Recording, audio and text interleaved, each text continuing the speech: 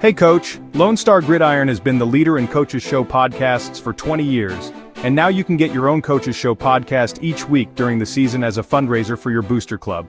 Yes, booster clubs all over are using these podcasts to help their sports programs.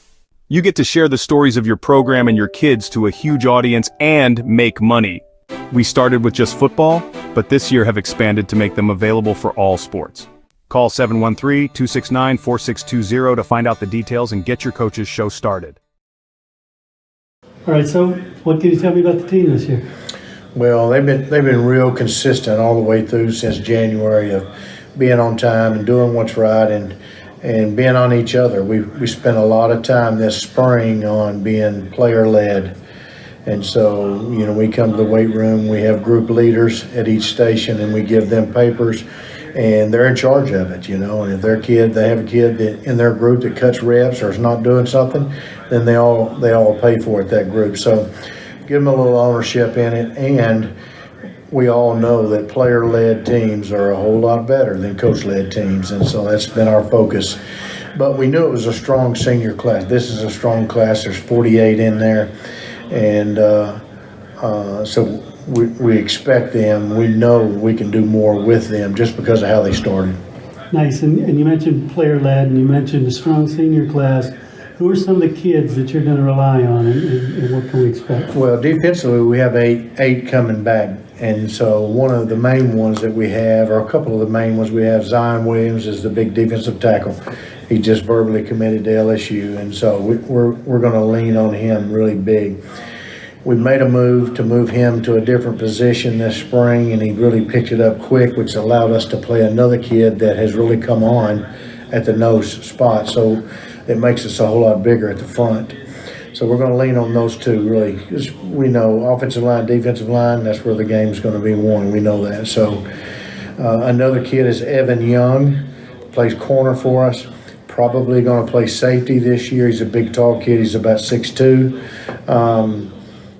A lot of people are looking at him. Just he's got the body of a safety. He's playing corner for us. He's been playing there for a couple of years, but we have a hole at the safety spot, and we're going to use him there because our next best corner, our next best player is a corner. So we'll end up playing 5 corners or 3 corners back there in the secondary. So those two are big defensively.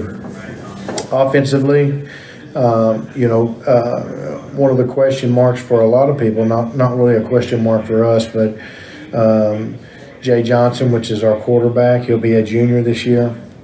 Really athletic, throws the ball very good, but his legs are his weapon, and his ability to scramble and move around, that's going to be a big thing for us.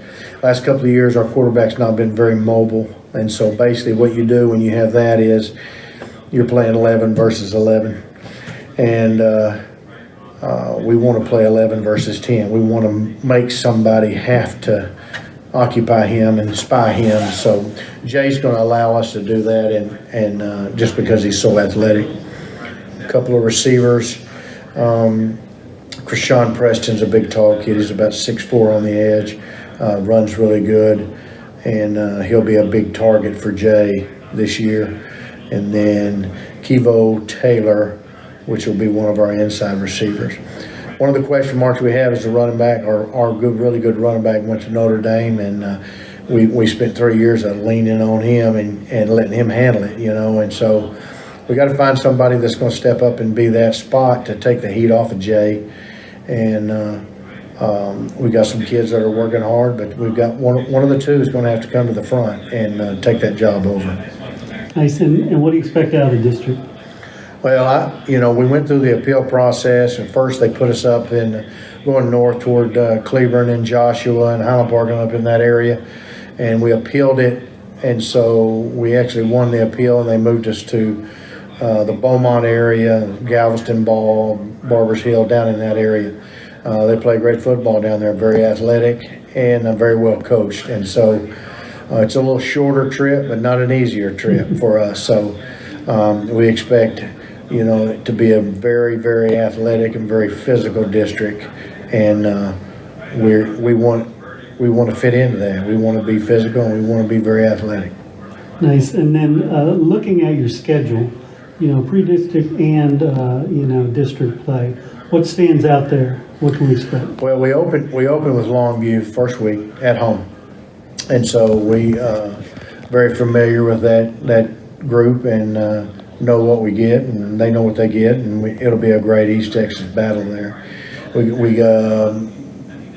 next week is Nacogdoches, then we go to Texarkana to play Little Rock Christian. Little Rock Southwest. We just picked them up, and we've been looking for a week 3 for a long time, ever since February 21st, since we won the appeal.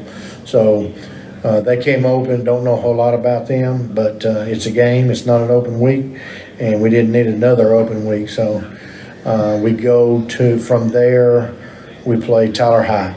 And so that'll be our 4 district games. We get something from each group to get us prepared for somebody we're going to see in the district. So we're pretty excited about our non-district schedule.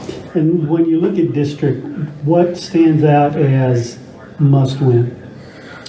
Well, they've got Port Arthur Memorial picked to win it, and they're year in and year out. They're great, very, very well coached, and very athletic. They got the big defensive line guy that he's projected to be the district MVP defensively, and they're always going to have the athletes in the secondary. They're going to have a receiver and running back. They're a good football program year in and year out. So we know that, and we have to go down there. So we know that's one of them. Galveston Ball has got some really good kids now. They got one kid that's he's a running back safety type guy that everybody in the world is looking at. He's very, very talented. So Galveston Ball's got him. The whole district is going to have them. We went to a track meet last spring and just happened to, shortly after the appeal process went through, we went to the track meet and all the schools are there. So they got to eyeball us and we got to eyeball them. So it was good to see, because it is new to us. It's a new area. We're new to them, and we're just excited. We're excited to have this opportunity. Nice. And then did you get a chance to relax and do anything fun this summer? No, I went to Conroe for 2 days. But when you're having to hire people and, being on the board, there's quite a bit of stuff that you have to do. But I think the biggest thing was hiring people, because